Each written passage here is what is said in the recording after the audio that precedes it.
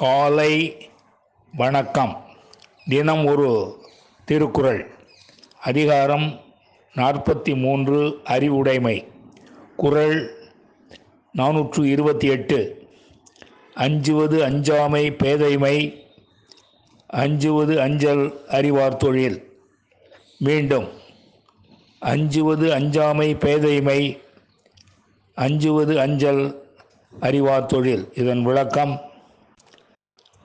அறிவில்லாதவர்கள்தான் அஞ்ச வேண்டியதற்கு அஞ்ச மாட்டார்கள். அறிஞர்கள் மட்டுமே அஞ்ச வேண்டியதற்கு அஞ்சுவார்கள் என்பதை அறிந்து கொள்க. மீண்டும், அறிவில்லாதவர்கள்தான் அஞ்ச வேண்டியதற்கு அஞ்ச மாட்டார்கள். அறிஞர்கள் மட்டுமே அஞ்ச வேண்டியதற்கு அஞ்சுவார்கள் என்பதை அறிந்து கொள்க. நன்றி வணக்கம் கூறி உங்களிடமிருந்து விடைபெறுவது தேரெழுந்தூர் கோசகன் என்கிற டிவி நாராயணன், சென்னை.